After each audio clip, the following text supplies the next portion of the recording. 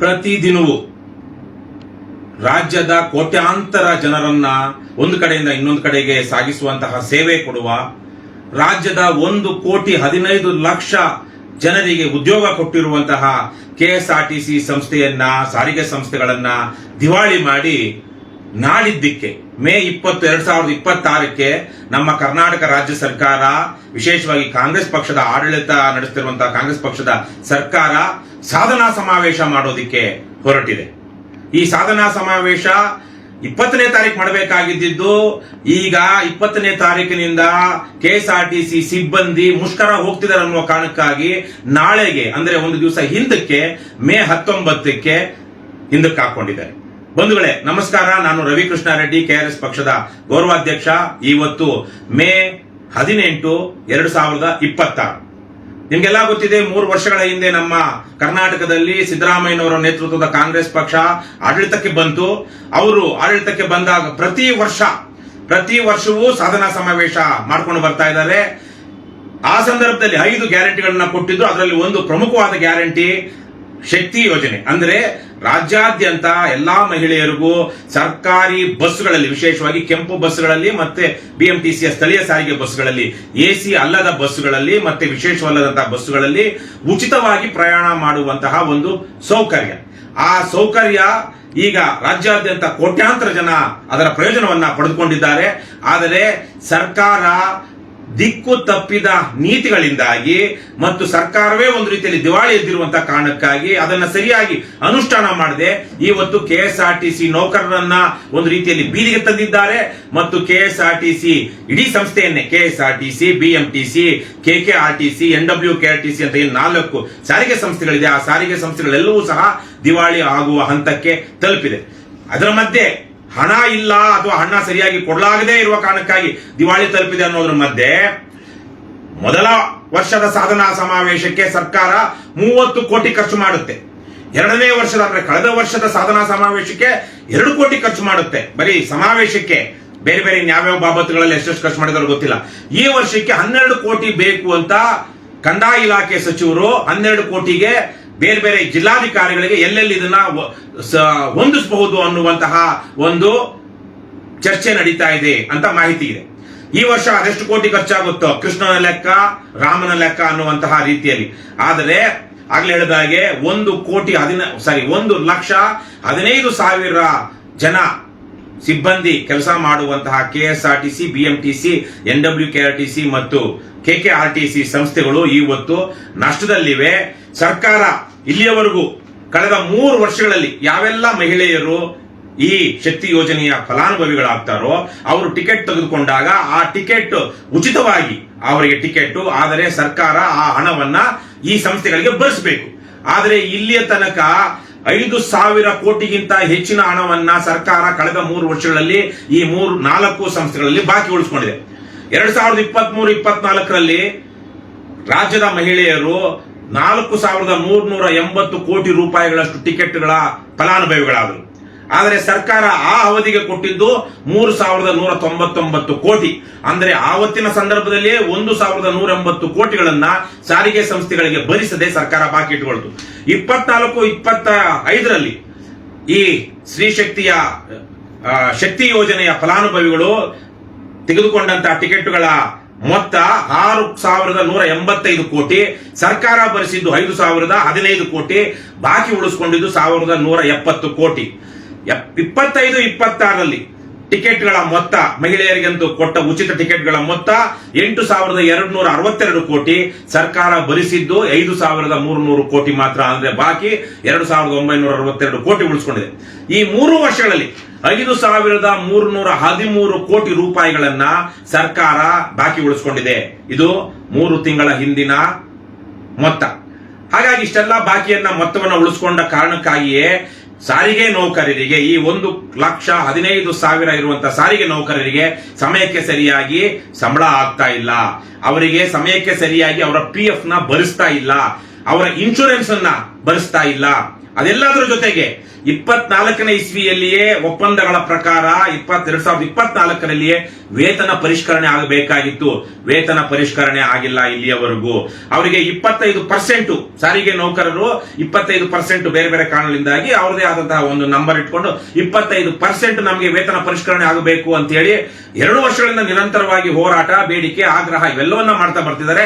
ಇತ್ತೀಚೆಗೆ ತಾನೇ ಕೆಲವೇ ದಿನಗಳ ಹಿಂದೆ ಅದನ್ನ ನಾವು 12.5% ಹೆಚ್ಚಿಗೆ ಮಾಡಿದ್ದೀವಿ, 25% ಕೊಡೋದಿಕ್ಕಾಗೋದಿಲ್ಲ ಅಂತ ಹೇಳಿ ಸರ್ಕಾರ ಘೋಷಣೆ ಮಾಡಿದೆ. ಆದರೆ ಈ ಮಧ್ಯದಲ್ಲಿ ಆವತ್ತಿನಿಂದ ಹಿಂಬಾಕಿ 2020 ಮತ್ತು 23ರ ಅವಧಿಯ 38 ತಿಂಗಳ ಹಿಂಬಾಕಿ ಇಲ್ಲಿ ತನಕ ಪೂರ್ತಿಯಾಗಿ ಪಾವತಿ ಆಗಿಲ್ಲ. ಇದ್ರ ಜೊತೆಗೆ ಕೋವಿಡ್, ವಿಶೇಷವಾಗಿ ಆ ಕೋವಿಡ್ ಸಂದರ್ಭದಲ್ಲಿ ಅನೇಕ ಡ್ರೈವರ್ಗಳು, ಕಂಡಕ್ಟರ್ಗಳು, ಮೆಕ್ಯಾನಿಕ್ಗಳು, ಕೆಎಸ್ಆರ್ಟಿಸಿಯಲ್ಲಿ ಕೆಲಸ ಮಾಡುವಂತ ಸಿಬ್ಬಂದಿ ಅಂತಹ ಒಂದು ಸಾಂಕ್ರಾಮಿಕ ರೋಗದ ಸಂದರ್ಭದಲ್ಲಿಯೂ ಕೆಲಸ ಮಾಡಿದ್ರು. ರಾಜ್ಯ ಚಲಿಸಬೇಕು ಅಂತೇಳಿ ತಮ್ಮ ಒಂದು ರೀತಿಯಲ್ಲಿ ತಮ್ಮ ಪ್ರಾಣವನ್ನೇ ಪಣಕ್ಕಿಟ್ಟು ಕೆಲಸ ಮಾಡಿದ್ರು. ಅದರಲ್ಲಿ ನೂರಾರು ಜನ ಸತ್ರು ಕರ್ತವ್ಯದ ಕಾಲದಲ್ಲಿ. ಬೇರೆ ಸಂದರ್ಭದಲ್ಲ, ಅವರು ಗಾಡಿ ಓಡಿಸ್ತಿದ್ದ ಕಾರಣಕ್ಕಾಗಿನೇ, ಅಷ್ಟು ಎಕ್ಸ್ಪೋಸ್ ಆದ ಕಾರಣಕ್ಕಾಗಿನೇ ನೂರಾರು ಜನ ಅವರ ಗಾಡಿಗಳನ್ನು ಹತ್ತು ಇಳಿದು ಆದ ಆ ಬಸ್ ಸ್ಟ್ಯಾಂಡ್ಗಳಲ್ಲಿ, ಗಾಡಿಗಳಲ್ಲಿ ಎಕ್ಸ್ಪೋಸ್ ಆದ ಕಾರಣಕ್ಕಾಗಿ ಡ್ರೈವರ್ಗಳು, ಕಂಡಕ್ಟರ್ಗಳು ಸೇರಿದಂತೆ ನೂರಾರು ಜನ ಆ ಸಂದರ್ಭದಲ್ಲಿ ಸತ್ರು. ಆದರೆ ಆ ನೌಕರರ ಕುಟುಂಬಗಳಿಗೆ, ಸತ್ತಂತಹ ಒಂದು ರೀತಿಯಲ್ಲಿ ಕಾಯಿಲೆಗೆ ಬಲಿಯಾದಂತಹ, ಬಲಿದಾನ ಮಾಡದಂತಹ ಕೆಎಸ್ಆರ್ಟಿಸಿ ನೌಕರರ ಕುಟುಂಬಗಳಿಗೆ ಇಲ್ಲಿಯ ತನಕ ಸಂಪೂರ್ಣವಾದ ಪರಿಹಾರವನ್ನ ಕೊಟ್ಟಿಲ್ಲ. ಪೂರ್ಣವಾಗಿ ಪರಿಹಾರದ ಬಾಕಿ ಏನಿತ್ತು ಅದನ್ನ ಪಾವತಿ ಮಾಡಿಲ್ಲ. ಇಷ್ಟೆಲ್ಲ ಸಮಸ್ಯೆಗಳ ಮಧ್ಯೆ ಕಳೆದ 2 ವರ್ಷಗಳಿಂದಲೂ ಸಾರಿಗೆ ನೌಕರರು ಬೇಡಿಕೆಗಳನ್ನ ಇಡ್ತಾ ನಾವು ಮುಷ್ಕರ ಮಾಡ್ತೀವಿ ಅಂತ ಹೇಳ್ತಾ ಇದ್ರು. ಸರ್ಕಾರ ಮೂಗಿಗೆ ಬೆಣ್ಣೆ ಸವರುವ ರೀತಿಯಲ್ಲಿ ನಡ್ಕೊಂಡು ಬರ್ತಾನೆ ಇದೆ. ಅದೇ ಕಾರಣದಿಂದಾಗಿ ಇವತ್ತು ಒಂದು ರೀತಿಯಲ್ಲಿ ಅಂತಿಮವಾಗಿ ಬೇರೆ ಯಾವುದೇ ಆಯ್ಕೆ ಇಲ್ಲದಂತಹ ಸಾರಿಗೆ ಸಿಬ್ಬಂದಿ, ಸಾರಿಗೆ ಸಂಸ್ಥೆಗಳ ಸಿಬ್ಬಂದಿ ನಾಳಿದ್ದಿನಿಂದ 20ನೇ ತಾರೀಕು ಮೇ 20ರಿಂದ ನಾವು ಬಸ್ಗಳನ್ನ ರಸ್ತೆಗೆ ಇಳಿಸೋದಿಲ್ಲ, ನಾವು ಆವತ್ತಿನಿಂದ ಮುಷ್ಕರ ಮಾಡ್ತೀವಿ ಅಂತ ಹೇಳ್ತಿದ್ದಾರೆ. ಈ ಸರ್ಕಾರ ನಾಳೆಗೆ ಮೇ 19ಕ್ಕೆ 20ನೇ ತಾರೀಕು ಮಾಡ್ತೀವಿ ಅಂದಿದ್ದವರು ಒಂದು ದಿವಸ ಹಿಂದಕ್ಕೆ ಹಾಕೊಂಡು ಮೇ 19ಕ್ಕೆ ಸಾಧನಾ ಸಮಾವೇಶ ಮಾಡ್ತಿದ್ದಾರೆ. ಆದ್ರೆ ಮೇ 20ಕ್ಕೆ ಸಾರಿಗೆ ಸಿಬ್ಬಂದಿ ನಾವು ಮುಷ್ಕರ ಹೂಡ್ತಾ ಇದ್ದೀವಿ ಅಂತಾರೆ. ಇದು ಇವತ್ತಿನ ನಮ್ಮ ರಾಜ್ಯ ದಿವಾಳಿ ಆಗಿರುವಂತಹ ರಾಜ್ಯದ ಪರಿಸ್ಥಿತಿ. ಶಕ್ತಿ ಯೋಜನೆ ಬಹಳ ಉತ್ತಮವಾದಂತಹ ಯೋಜನೆ. ಕೇವಲ ಕರ್ನಾಟಕದಲ್ಲಿ ಮಾತ್ರವಲ್ಲ, ಇವತ್ತು ದೇಶದ 10 ಕಡೆಗಳಲ್ಲಿ ಇವತ್ತು ಅದು ಅನುಷ್ಠಾನಕ್ಕೆ ಬಂದಿದೆ. ಅಲ್ಲೆಲ್ಲ ಯಾವ ತರಕ್ಕೆ ಸಾರಿಗೆ ಸಂಸ್ಥೆಗಳು ಕೆಲಸ ಮಾಡ್ತಿದೆ ಅಂತ ಗೊತ್ತಿಲ್ಲ. ಆದ್ರೆ ನಮ್ಮ ರಾಜ್ಯದಲ್ಲಿ ಅಂತೂ ಇವತ್ತು ನಮ್ಮ ಸರ್ಕಾರ ಸಮಯಕ್ಕೆ ಅದೇ ಹೇಳಿರುವಂತಹದ್ದು, ನಾವು ಆ ಮಹಿಳೆಯರಿಗೆ ಏನು ಉಚಿತವಾಗಿ ಟಿಕೆಟ್ ಕೊಡ್ತೀವಿ ಅದನ್ನ ಸರ್ಕಾರ ಭರಿಸುತ್ತೆ. ಅವರಿಗೆ ಸಂಸ್ಥೆಗಳಿಗೆ ಮಹಿಳೆಯರ ಟಿಕೆಟ್ ನ ಮೊತ್ತವನ್ನ ಕಾಲಕ್ಕೆ ಭರಿಸುತ್ತೆ ಅಂತ.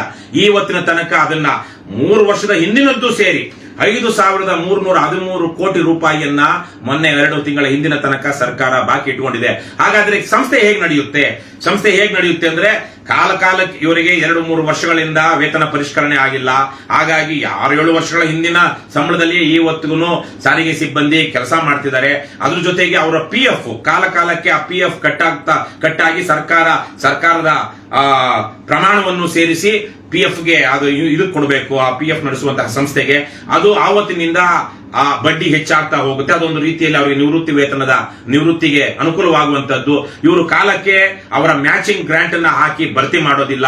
ಅದೇ ರೀತಿಯಲ್ಲೇ ಇಲ್ಲಿ ನೋಡಿದ್ರೆ ಸಿಬ್ಬಂದಿಯಿಂದ ಇನ್ಶೂರೆನ್ಸ್ಗೆ ಅಂತ ಕಟ್ ಮಾಡ್ಕೊಳ್ತಾರೆ. ಆದ್ರೆ ಇನ್ಶೂರೆನ್ಸ್ಗೆ ಪೇ ಮಾಡೋದಿಲ್ಲ. ಕಾರ್ಮಿಕ ಸಿಬ್ಬಂದಿಗೆ, ವಿಶೇಷವಾಗಿ ಕೆಎಸ್ಆರ್ಟಿಸಿ ಕಾರ್ಮಿಕರಿಗೆ ಅಥವಾ ಸಿಬ್ಬಂದಿಗೆ ಮೆಸೇಜ್ಗಳು ಬರ್ತಾ ಇರುತ್ತೆ, ನಿಮ್ದು ಇನ್ನೂ ಇನ್ಶೂರೆನ್ಸ್ ಪೇ ಆಗಿಲ್ಲ, PF ಪಾವತಿ ಆಗಿಲ್ಲ ಅಂತೇಳಿ. ಪಾವತಿ ಮಾಡಬೇಕಾಗಿರೋದು ಅದನ್ನ ಸರ್ಕಾರ ಅಥವಾ ಸಂಸ್ಥೆಗಳು ಅದನ್ನ ಮಾಡ್ತಾ ಇಲ್ಲ. 2 ತಿಂಗಳು 3 ತಿಂಗಳು ಆದ್ಮೇಲೆ 2 ತಿಂಗಳು 3 ತಿಂಗಳು ಹಿಂದಿನದನ್ನ ಪೇ ಮಾಡ್ತಾರೆ. ಹೀಗೆಲ್ಲ ಸಿಬ್ಬಂದಿಗೆ ಅವರಿಗೆ ಆದಂತಹ ಈ ಬಡ್ಡಿಯ ನಷ್ಟ ಅಥವಾ ಅವರ PF ಕಟ್ ಆದಾಗ ಅವರಿಗೆ ಅವರ ಅಕೌಂಟ್ಗೆ ಹೋಗಿ ಆ ದುಡ್ಡು ಬಿದ್ದಿದ್ರೆ ಆ ದುಡ್ಡು ಮೊತ್ತ ಸಣ್ಣ ಪ್ರಮಾಣದಲ್ಲಾದ್ರೂ ಬೆಳೀತಾ ಹೋಗುತ್ತೆ. ಆ ಮೊತ್ತವೂ ಸಹ ಸರಿಯಾಗಿ ಬೆಳೆಯೋದಿಲ್ಲ. ಹೀಗೆ ಕಾರ್ಮಿಕರಿಗೆ ಒಂದು ಕಡೆ ಮೋಸ ಮಾಡಿಕೊಂಡು ಇವರು ಕಾರ್ಮಿಕರಿಗೆ ಮೋಸ ಮಾಡ್ತಾ ಈ ಶಕ್ತಿ ಯೋಜನೆಯ ಹೆಸರು ತೋರಿಸ್ಕೊಂಡು ಸರ್ಕಾರ ಇವತ್ತು ಕಾರ್ಮಿಕರಿಗೆ ಮೋಸ ಮಾಡ್ತಾ ಇದೆ. ಹಾಗಾಗಿ ಇವೆಲ್ಲವನ್ನ ಕೆಲವೊಂದು ಸಂದರ್ಭಗಳಲ್ಲಿ ಈ 1,15,000 ಇರುವಂತಹ ಸಿಬ್ಬಂದಿ ಹಲವಾರು ಕಾರಣಗಳಿಂದಾಗಿ ಇದನ್ನ ಸರಿಯಾಗಿ ಸಾರ್ವಜನಿಕರ ಗಮನಕ್ಕೆ ತರೋದಿಕ್ಕೆ ಆಗ್ತಾ ಇಲ್ಲ. ಅಲ್ಲಿ 10 ಒಕ್ಕೂಟಗಳು, ಈಗ ಎಲ್ಲಾ ಒಕ್ಕೂಟಗಳು ಸೇರಿ ನಾವು ಮೇ 20ರಿಂದ ನಾವು ಮುಷ್ಕರ ಹೂಡ್ತೀವಿ ಅಂತ ಹೇಳ್ತಿದ್ದಾರೆ. ಆದ್ರೆ ಹಲವಾರು ಒಕ್ಕೂಟಗಳಿರುವ ಕಾರಣಕ್ಕೆ ಮತ್ತೆ ನಮ್ಮ ರಾಜ್ಯದ ಮಂತ್ರಿಗಳು ಇವತ್ತು ವಿಶೇಷವಾಗಿ ಸಾರಿಗೆ ಸಚಿವ 2ನೇ ಬಾರಿಗೆ ಸಾರಿಗೆ ಸಚಿವರಾಗಿರುವಂತದ್ದು. ಹಿಂದಿನ ಸಂದರ್ಭದಲ್ಲೂ ಸಾರಿಗೆ ಸಚಿವರಾಗಿದ್ರು, ಈಗಿನ ಸಂದರ್ಭದಲ್ಲೂ ಸಾರಿಗೆ ಸಚಿವರಾಗಿದ್ದಾರೆ ರಾಮಲಿಂಗಾರೆಡ್ಡಿ ಅವರು. ಇವರ ಅದಕ್ಷತೆ ಮತ್ತು ಇಲಾಖೆಯಲ್ಲಿಯ ಭ್ರಷ್ಟಾಚಾರ, ಹಲವಾರು ಸಂದರ್ಭಗಳಲ್ಲಿ ಸಿಬ್ಬಂದಿ ರಜಾ ತೆಗೆದುಕೊಳ್ಳೋದಕ್ಕೂ ರೂಟ್ ತಗೊಳ್ಳೋದಕ್ಕೂ ಸಹ ಲಂಚ ಕೊಡುವಂತಹ ಹೀನ ಪರಿಸ್ಥಿತಿ ಅಲ್ಲಿದೆ. ಅಲ್ಲಿ ಯಾವುದೇ ರೀತಿಯ ಪಾರದರ್ಶಕತೆಯನ್ನ ತಂದಿಲ್ಲ. ಹಳೆ ಗಾಡಿಗಳನ್ನ ಮಾರುವಾಗ ಅಲ್ಲಿ ಪಾರದರ್ಶಕತೆ ಇಲ್ಲ. ಚಾಸಿಗಳನ್ನೇ, ಟೈರ್ಗಳನ್ನೇ, ಟ್ಯೂಬ್ಗಳನ್ನೇ, ಸ್ಪೇರ್ ಪಾರ್ಟ್ಸ್ ಮಾಡಿಕೊಳ್ಳುವಂತಹ ಒಂದು ದಂಧೆ ಮೊದಲಿಂದಲೂ ಅಲ್ಲಿದೆ. ಅದಕ್ಕೆ ಯಾವುದೇ ದೊಡ್ಡ ಮಟ್ಟದಲ್ಲಿ ಕಡಿವಾಣ ಬಿದ್ದ ಹಾಗೆ ಕಾಣಿಸ್ತಾ ಇಲ್ಲ. ಅದ್ರ ಜೊತೆಗೆ ಹೊಸ ಹೊಸ ಗಾಡಿಗಳನ್ನ ಅಗತ್ಯವೋ ಅನಗತ್ಯವೋ ಹೊಸ ಗಾಡಿಗಳು ತಗೊಳ್ತಾ ಇರ್ತಾರೆ. ಯಾವ್ದಾವುದೋ ಸ್ಕೀಮ್ ನಲ್ಲಿ ರಾಜ್ಯ ಸರ್ಕಾರದ್ದು ಅಥವಾ ಇನ್ಯಾವುದೋ ಇಂಟರ್ನ್ಯಾಷನಲ್ ಬ್ಯಾಂಕ್ಗಳ ಸಾಲದಲ್ಲಿಯೋ ಅಥವಾ ಕೇಂದ್ರ ಸರ್ಕಾರ, ಒಕ್ಕೂಟ ಸರ್ಕಾರ ಕೊಡುವಂತಹ ಕೆಲವೊಂದು ಅನುದಾನದಲ್ಲಿಯೋ 50 ಲಕ್ಷ ಗಾಡಿಗಳಿಗೆ 70 ಲಕ್ಷ 80 ಲಕ್ಷ ರೂಪಾಯಿ ಹಣ ತೆತ್ತು ಬೆಂಗಳೂರಿಗೆ ಅಂತಹ ದೊಡ್ಡ ಗಾಡಿಗಳ ಅಗತ್ಯವೇ ಇಲ್ಲ. ಆದ್ರೂ ಸಹ ಅಂತಹ ಯಮರೂಪಿ ಸ್ವರೂಪಿ ಗಾಡಿಗಳನ್ನ ಬೆಂಗಳೂರಿನಂತಹ ಸಣ್ಣ ಸಣ್ಣ ರಸ್ತೆಗಳಿಗೆ ಇಳಿಸೋದಿಕ್ಕೆ ತೆಗೆದುಕೊಳ್ತಾರೆ. ಅವುಗಳ ಬಡ್ಡಿ, ಅವುಗಳ ಸಾಲ ಮರುಪಾವತಿ ಮತ್ತು ಬಡ್ಡಿನೇ ಬಹಳ ದೊಡ್ಡ ಸ್ಕ್ಯಾಮ್.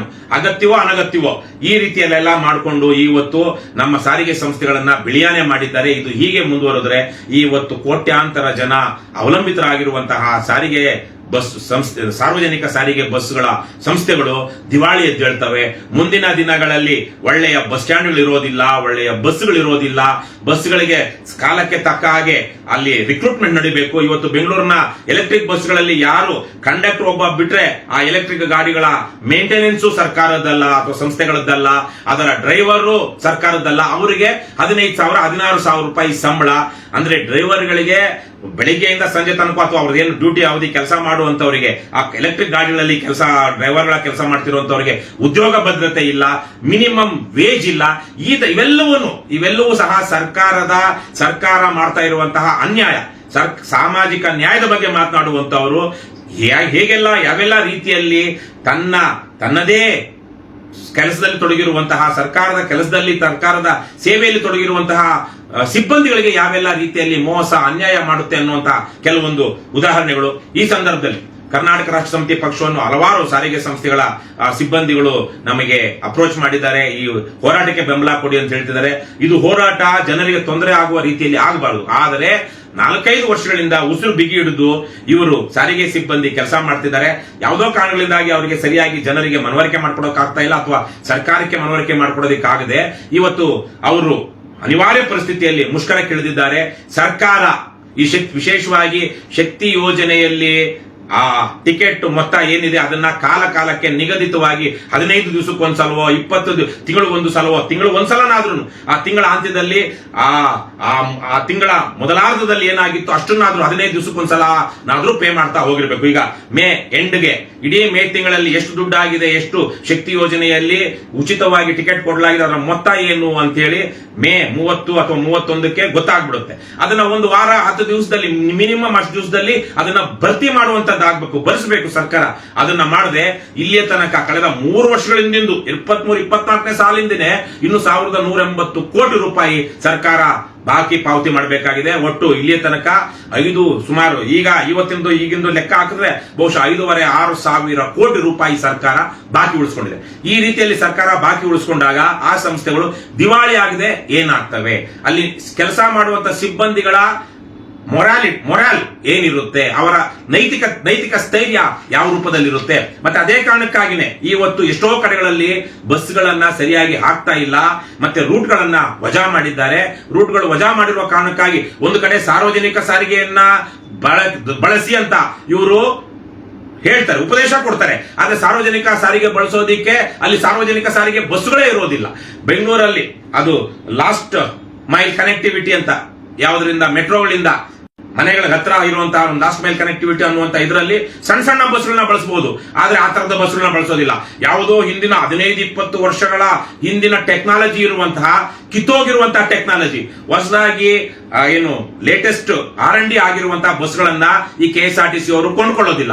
20-25 ವರ್ಷದ ಹಳೆ ಟೆಕ್ನಾಲಜಿ ಬಸ್ಗಳನ್ನೇ ಇವತ್ತು ಕೊಂಡುಕೊಳ್ತಾರೆ. ಆದ್ರೆ ಪ್ರೈವೇಟ್ ಅಲ್ಲಿ ನಾವು ನೋಡಿದಾಗ ಹೊಸ ಟೆಕ್ನಾಲಜಿ ಇರುವಂತಹ, ಹೆಚ್ಚಿನ ಮೈಲೇಜ್ ಬರುವಂತಹ, ಹೆಚ್ಚಿನ ವಾರಂಟಿ ಪೀರಿಯಡ್ ಇರುವಂತಹ ಬಸ್ಗಳ ಬಸ್ಗಳನ್ನ ಪ್ರೈವೇಟ್ ಅವ್ರು ಕೊಂಡ್ಕೊಳ್ತಾರೆ. ಆದ್ರೆ ನಾವು ನೋಡಿದ್ರೆ ಸರ್ಕಾರಿ ಬಸ್ಗಳನ್ನ ನೋಡಿದ್ರೆ ಯಾವುದೋ ಓಬಿ ರಾಯನ ಕಾಲದ ಬಸ್ಗಳ ರೀತಿಯಲ್ಲೇ ಇವತ್ತು ಅಂತಹ ಬಸ್ಗಳೇ ಇವೆ. ಹಾಗಾಗಿ ಇದೊಂದು ರೀತಿಯ ಭ್ರಷ್ಟಾಚಾರ, ಇಲ್ಲೊಂದು ದುರಾಡಳಿತ. ರಾಮಲಿಂಗಾರೆಡ್ಡಿ ಅವರಲ್ಲ, ಬೇರೆ ಯಾರು ಬಂದ್ರು ಚಿತ್ತಶುದ್ಧಿ ಇಲ್ಲದೆ ಇರುವಂತಹ ಸರ್ಕಾರಗಳು ಯಾವುದೇ ಇದ್ರೂ ಈ ಸಮಸ್ಯೆ ಇದ್ದೇ ಇರುತ್ತೆ. ಹಾಗಾಗಿ ನಾನು ಈ ಸಂದರ್ಭದಲ್ಲಿ ಕರ್ನಾಟಕ ರಾಷ್ಟ್ರ ಸಮಿತಿ ಪಕ್ಷದ ವತಿಯಿಂದ ಸಾರಿಗೆ ಸಚಿವರಾದ ರಾಮಲಿಂಗಾರೆಡ್ಡಿ ಅವರಿಗೆ ಮತ್ತು ಮುಖ್ಯಮಂತ್ರಿ ಸಿದ್ದರಾಮಯ್ಯನವರಿಗೆ ಕೇಳೋದಿಷ್ಟೇ, ನಿಮ್ಮ ಸಾಧನಾ ಸಮಾವೇಶ ಜನರನ್ನ ವಂಚಿಸಿ ಮಾಡಬೇಕಾಗಿಲ್ಲ. ಸಾರಿಗೆ ಸಿಬ್ಬಂದಿ ಒಂದು ಕಡೆ ಕಣ್ಣೀರು ಹಾಕ್ತಾ ಇದ್ರೆ ಅವರು ಗೊಂದಲದಲ್ಲಿ, ಬೇಸರದಲ್ಲಿ, ಅತಂತ್ರ ಮನಸ್ಥಿತಿಯಲ್ಲಿ ಇದ್ದಾಗ ನೀವು ಸಾಧನಾ ಸಮಾವೇಶ ಮಾಡ್ತೀರಾ. ಇದೇ ನೀವು ಸಾಧನಾ ಸಮಾವೇಶ ಮಾಡಿದ ಮಾರನೇ ದಿವಸವೇ KSRTC 4 ಸಾರಿಗೆ ಸಂಸ್ಥೆಗಳ ಸಿಬ್ಬಂದಿ ಧರಣಿ ಕೂತಾಗ, ಮುಷ್ಕರ ಮಾಡಿದಾಗ, ಬಸ್ಗಳನ್ನ ರಸ್ತೆಗೆ ಇಳಿಸದೇ ಇದ್ದಾಗ ನಿಮ್ಮ ಸಾಧನಾ ಸಮಾವೇಶ ರಾಜ್ಯದ ಜನರ ತೆರಿಗೆ ಹಣದಲ್ಲಿ ಮಾಡಿದಂತ ಸಾಧನಾ ಸಮಾವೇಶಕ್ಕೆ ಏನು ಅರ್ಥ ಇದೆ? ಅದೊಂದು ರೀತಿಯಲ್ಲಿ ನಿಮಗೆ ಕಪಾಳ ಮೋಕ್ಷ. ಹಾಗಾಗಿ ಈ ಕೂಡಲೇ ಒಂದು ಒಳ್ಳೆಯ ಪ್ರೋಸೆಸ್ ಮಾಡ್ಕೊಳ್ಳಿ. ಆ ಪ್ರೋಸೆಸ್ ಅಲ್ಲಿ ಆಟೋಮೆಟಿಕ್ ಆಗಿ ಪೇಮೆಂಟ್ ಆಗುವ ಹಾಗೆ ಸಾರಿಗೆ ಸಂಸ್ಥೆಗಳಿಗೆ ಆಗುವ ಹಾಗೆ ನೋಡ್ಕೊಳ್ಳಿ. ಕಾಲಕ್ಕೆ ಹೇಗೆ ರಾಜ್ಯದ 6-7 ಲಕ್ಷ ಸರ್ಕಾರಿ ನೌಕರರಿಗೆ ಕಾಲಕ್ಕೆ ವೇತನ ಪರಿಷ್ಕರಣೆ ಆಗ್ತಾ ಇದೆಯೋ ಅದೇ ರೀತಿಯಲ್ಲಿ ಒಪ್ಪಂದದ ಪ್ರಕಾರ ಸಾರಿಗೆ ಸಿಬ್ಬಂದಿಗೂ ಕಾಲಕ್ಕೆ ವೇತನ ಪರಿಷ್ಕರಣೆ ಆಗುವ ಹಾಗೆ ಮಾಡಿ, ಕಾಲಕ್ಕೆ ಅವರಿಗೆ ಸಂಬಳ ಸಿಗುವ ಹಾಗೆ ಆ ಒಂದು ದಿನ ಎಲ್ರಿಗೂ ರಾಜ್ಯಾದ್ಯಂತ ಇರುವ ಸರ್ಕಾರಿ ನೌಕರರಿಗೆ ಹೇಗೆ ಸಂಬಳ ಸಿಗುತ್ತೋ ಅದೇ ರೀತಿಯಲ್ಲಿ ಸಾರಿಗೆ ಸಿಬ್ಬಂದಿಗೂ ಸಂಬಳ ಸಿಗುವ ಹಾಗೆ ಮಾಡಿ, PF ಅದನ್ನ ಬೇರೆ ಯಾವುದಕ್ಕೂ ಬಳಸದೆ PF ಸರಿಯಾಗಿ ಕಟ್ಟಿ, ಅದೇ ರೀತಿಯಲ್ಲಿ ಇನ್ಶೂರೆನ್ಸ್ ಏನ್ ಕಟ್ ಮಾಡ್ಕೊಂಡಿರ್ತೀರೋ ಅದನ್ನು ಸಮಯಕ್ಕೆ ಸರಿಯಾಗಿ ಕಟ್ಟಿ, ಒಂದು ಒಳ್ಳೆಯ ಗೌರವ ಘನತೆಯಿಂದ ಕೆಲಸ ಮಾಡುವಂತಹ ವಾತಾವರಣವನ್ನು ನಿರ್ಮಾಣ ಮಾಡಿ. ಸಾರಿಗೆ ಸಿಬ್ಬಂದಿ ಇದೇ ಕಾರಣದಿಂದಾಗಿ ಹಲವಾರು ರೀತಿಯ ಒತ್ತಡಗಳಲ್ಲಿ ಇರ್ತಾರೆ. ಆ ಒತ್ತಡಗಳು ಅವರು ಏನು ಪ್ರಯಾಣಿಕರ ಜೊತೆಗೂ ಸಹ ಅವರ ವರ್ತನೆ ಅದು ಪ್ರತಿಬಿಂಬಿತವಾಗುತ್ತೆ. ಹಾಗಾಗಬಾರದು ಅನ್ನೋ ಹಾಗಿದ್ರೆ ದಯವಿಟ್ಟು ನೀವು ಈ ಕೂಡಲೇ ಒಂದಷ್ಟು ಸಂವೇದನೆಗಳನ್ನಿಟ್ಕೊಂಡು ಪಂಚೇಂದ್ರಿಯಗಳನ್ನ ಕೆಲಸ ಮಾಡುವಂತಹ ಪಂಚೇಂದ್ರಿಯಗಳನ್ನಿಟ್ಕೊಂಡು ಇದನ್ನ ಸರಿ ಮಾಡಿ ಅಂತ ಹೇಳ್ತಾ, ಈ ಸಂದರ್ಭದಲ್ಲಿ ಕರ್ನಾಟಕ ರಾಷ್ಟ್ರ ಸಮಿತಿ ಪಕ್ಷವು ಈ ಸಾರಿಗೆ ನೌಕರರು ಏನು ಮುಷ್ಕರ ಹೂಡ್ತಾ ಇದ್ದಾರೆ, ನಾವು ನೈತಿಕವಾಗಿ ನಿಮ್ಮ ಜೊತೆಗೆ ಇದ್ದೀವಿ. ದಯವಿಟ್ಟು ಪ್ರಾಮಾಣಿಕವಾಗಿ ಕೆಲಸ ಮಾಡಿ. ನಿಮ್ಮಲ್ಲಿ ಇರುವಂತಹ ಭ್ರಷ್ಟಾಚಾರವನ್ನ ನೀವೇನೆ ಬಯಲಿಗೆಳಿಬೇಕು. ಸಾರಿಗೆ ಸಿಬ್ಬಂದಿಯೇ ಗೊತ್ತಿದೆ ಅಲ್ಲಿ ವ್ಯವಸ್ಥೆಯಲ್ಲಿ ಏನು ಭ್ರಷ್ಟಾಚಾರ ಇದೆ ಅಂದ್ರೆ ನೀವು ಬಯಲಿಗೆಳೆದಾಗ ನಿಮ್ಮ ಮೇಲೆ ಆಕ್ಷನ್ ಆಗುತ್ತೆ. ಆದ್ರೆ ಅಂತಹದ್ದೇನಾದ್ರೂ ನಡೆದಿರೋದನ್ನ ಪ್ರೂಫ್ ಇಟ್ಕೊಳ್ಳಿ. ವಿಸಲ್ ಬ್ಲೋವರ್ಸ್ ಆಗಿ ಇದೇನು ಶಾಶ್ವತವಾದಂತಹ ಸಾಯೋ ತನಕ ನಾವು ಆ ಕೆಲಸ ಮಾಡಿದ್ರೆ ಉದ್ಧಾರ ಆಗ್ತೀವಿ ಅಂತಿಲ್ಲ. ಇವತ್ತು ಒಳ್ಳೊಳ್ಳೆ ಉದ್ಯೋಗಗಳು ಸಿಗುತ್ತೆ, ಖಾಸಗಿಯಲ್ಲೂ ಸಹ ಒಳ್ಳೆ ಉದ್ಯೋಗಗಳು ಸಿಗಬಹುದು. ಹಾಗಾಗಿ ಜನರಿಗೆ ಮೋಸ ಮಾಡ್ತಾ ಇರುವಂತಹ ಬದ್ಮಾಶ್ ಅಧಿಕಾರಿಗಳು ಅಥವಾ ವ್ಯವಸ್ಥೆ ಏನಾದ್ರೂ ಇದ್ದಾಗ ದಯವಿಟ್ಟು ವಿಡಿಯೋ ಮಾಡ್ಕೊಳ್ಳಿ. ವಿಡಿಯೋ ಮಾಡಿಕೊಂಡು ನೀವು ಆ ಭ್ರಷ್ಟಾಚಾರವನ್ನ ಬಯಲು ತಂದು ಆ ಸಾರಿಗೆ ಇಲಾಖೆಗಳಲ್ಲಿ, ಸಾರಿಗೆ ಸಂಸ್ಥೆ ನಡೀತಿರುವಂತಹ ಭ್ರಷ್ಟಾಚಾರವನ್ನ ತಡೆಗಟ್ಟೋದಿಕ್ಕೆ ನೀವೇ ಮುಂದಾಗಬೇಕು. ನೀವು ಮುಂದಾಗದೆ ಇದು ಸರಿ ಹೋಗೋದಿಲ್ಲ.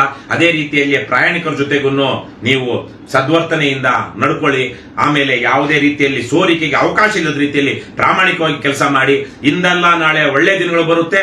ಕರ್ನಾಟಕ ರಾಷ್ಟ್ರ ಸಮಿತಿ ಪಕ್ಷ ನಿಮ್ಮ ಜೊತೆಗಿರುತ್ತೆ ಅಂತ ಹೇಳ್ತಾ, ಈ ಸಂದರ್ಭದಲ್ಲಿ ರಾಜ್ಯದ ಜನರು ಸಹ ಈ ವಿಚಾರವನ್ನು ಗಮನಿಸಬೇಕು, ಸರ್ಕಾರದ ಮೇಲೆ ಒತ್ತಡ ತರಬೇಕು. ಒಳ್ಳೆಯ ಪ್ರಾಮಾಣಿಕವಾದಂತಹ ಉತ್ತಮವಾದಂತಹ ಸಮಾಜವನ್ನು ಕಟ್ಟಿಕೊಳ್ಳೋದಕ್ಕೆ ಜನರು ಸಹ ಯೋಚಿಸಬೇಕು. ಈ ಕರ್ನಾಟಕದಲ್ಲಿರುವಂತಹ JDS, ಕಾಂಗ್ರೆಸ್, BJP ಅಂತ ಪರಮಭ್ರಷ್ಟ ಪಕ್ಷಗಳು 16 ವರ್ಷಗಳಿಂದ ಇದೇ ರೀತಿಯಲ್ಲಿ ದುರಾಚಾರದಲ್ಲಿ ತೊಡಗಿವೆ. ಅವುಗಳನ್ನ ಕಿತ್ತೆಸೆಯೋದಕ್ಕೆ ನೀವು ಸಹ ಮನಸ್ಸು ಮಾಡಬೇಕು ಅಂತ ನಾನು ಈ ಸಂದರ್ಭದಲ್ಲಿ ಕೇಳ್ಕೊಳ್ತಾ, ಬಂಧುಗಳೇ, ಎಲ್ರಿಗೂ ಒಳ್ಳೇದಾಗ್ಲಿ. ಏನೇ ಆಗಲಿ ಒಳ್ಳೆಯದನ್ನೇ ಮಾಡುತ್ತಲೇ ಇರಿ. ಜೈ ಹಿಂದ್, ಜೈ ಕರ್ನಾಟಕ, ಜೈ KRS.